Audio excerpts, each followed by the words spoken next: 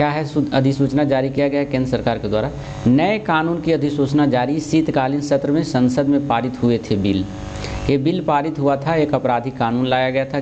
1 जुलाई से नए आपराधिक कानून को लागू होंगे, यानी 1 जुलाई से लागू हो जाएगा ये कानून। गृह मंत्रालय ने भारतीय न्याय संहिता, भारतीय नागरिक सुरक्षा संहिता और भारतीय साक्ष्य अधिनियम के लागू होने के संबंध में अधिसूचना जारी कर दी है।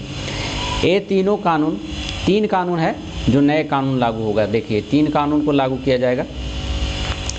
ये 3 कानून जो था अंग्रेजों के ज़माने में बनाए गए थे। आईपीसी, देखिए ये है आईपीसी और सीआरपीसी, और साक्ष्य कानून की जगह लेंगे। यानी 1 जुलाई से विभिन्न अपराध के लिए एफआईआर नए कानून की धाराओं के तहत दर्ज होगी और उनकी विवेचना पर अदालत में सुनवाई भी नए कानून के प्रावधानों के तहत होगी। जो नया कानून बनेगा उसी के अनुसार ही अदालत में सुनवाई होगी। संसद के शीतकालीन सत्र में इन तीनों कानूनों को पास किया गया था और गृह मंत्री अमित शाह ने दावा किया था कि इनके लागू होने के बाद भारत की न्याय प्रणाली दुनिया की सबसे आधुनिक प्रणाली होगी। तीनों कानून को पिछले वर्ष यानी पिछले साल 21 दिसंबर को संसद को मंजूरी मिल गई थी। 21 दिसंबर को तीनों कानून के बारे में मंजूरी मिली थी और राष्ट्रपति द्रौपदी मुर्मू ने 25 दिसंबर को इन पर मुहर लगा दी थी। नए कानून को लागू होने के बाद आतंकवाद से जुड़े मामलों में गैरकानूनी गतिविधियों में रोकथाम कानून के अलावे भारतीय न्याय संहिता और भारतीय नागरिक सुरक्षा, हमारे साथ बने रहेंगे थोड़ा, सुरक्षा संहिता के धाराओं के तहत भी केस दर्ज किए जा सकेंगे। पुराने आईपीसी और सीआरपीसी कानून में इनका कोई प्रावधान नहीं था। पहले वाला जो कानून था उसमें नहीं प्रावधान था। इसी तरह से मॉब लिंचिंग यानी उन्मीदी भीड़ की हिंसा, मॉब लिंचिंग जो भीड़ जाते पुलिस से उसको रोकने के लिए उस पर हमला किया जाता है, मॉब लिंचिंग भी पहली बार अपराध की श्रेणी में आ जाएगा। अब देखिए मॉब लिंचिंग भी अपराध की श्रेणी में कर दिया गया है, पहली बार यह अपराध की श्रेणी में आ जाएगा और इसके लिए आजीवन कारावास और मौत की सज़ा भी हो सकती है। देखिए प्रावधान भी लागू कर दिया गया है। इसी तरह से नए कानून में भगोड़े अपराधियों को, जो देश से का पैसा लेकर के भाग जाते हैं, भगोड़े हो जाते हैं, दूसरे देश में बस जाते हैं, उनकी संपत्ति को भी जब्त करने के साथ ही उनकी अनुपस्थिति में भी मुकदमा चलाया जाएगा। वो नहीं रहेंगे फिर भी मुकदमा चलेगा उनको इंडिया में। मजिस्ट्रेट की जुर्माना लगाने की शक्ति के साथ साथ अपराधी घोषित करने का दायरा भी बढ़ा दिया जाएगा। नए कानून में तकनीकी पर विशेष बल दिया गया है। पूरी आपराधिक न्याय प्रणाली ऑनलाइन हो जाएगी, यानी जितने भी आपराधिक कानून है वो ऑनलाइन हो जाएगी। देख लीजिए साफ कर दिया गया है, एफआईआर ऑनलाइन होगी। ये सभी का जो है एफआईआर ऑनलाइन के माध्यम से रिपोर्ट दर्ज किया जाएगा और कहीं से भी एफआईआर दर्ज कराई जा सकती है। ये नहीं कि थाना जाने है तभी एफआईआर होगा, कहीं से भी कर सकते हैं। थानेदारों को भी केस की गवाही के लिए अदालत में पेश नहीं होना पड़ेगा। देखिए होता था केस होने के बाद वो थानेदार को कोर्ट में बुलाया जाता था गवाही देने के लिए। अब थानेदार जो है कोर्ट नहीं जाएंगे, अदालत में पेश नहीं होना पड़ेगा, वो वीडियो कॉन्फ्रेंसिंग के माध्यम से, देखिए इसे वीडियो कॉन्फ्रेंसिंग से पूरा कर लिया जाएगा। गवाहों के लिए भी वीडियो कॉन्फ्रेंसिंग के जरिए ही गवाही देने की सुविधा होगी। फोरेंसिक या मेडिकल रिपोर्ट का कॉपी भी ऑनलाइन संबंधित जांच अधिकारी के साथ साथ अदालत तक पहुंच जाएगी। ये सब है नए कानून में। और देखिए क्या क्या था इसमें, देख लीजिए।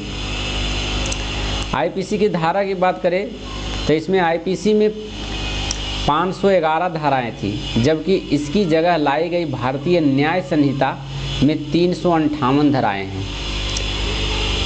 सीआरपीसी में 484 धाराएं थी, जबकि इसकी एवज में लाई गई भारतीय नागरिक सुरक्षा संहिता में 531 धाराएं हैं।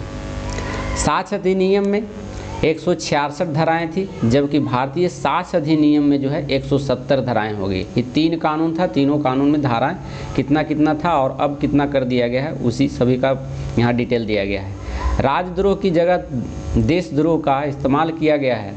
जो राजद्रोह को पहले जगह दिया गया था उसको अब इस्तेमाल राजद्रोह की जगह पर अब देशद्रोह का करार दिया जाएगा, उसको इस्तेमाल किया जाएगा। लोकतांत्रिक देश में सरकार की आलोचना कोई भी कर सकता है, यह उसका अधिकार है, लेकिन अगर कोई देश की सुरक्षा संपत्ति को नुकसान पहुंचाने का काम करेगा तो उसके खिलाफ देशद्रोह के तहत कार्रवाई होगी उसे जेल जाना पड़ेगा।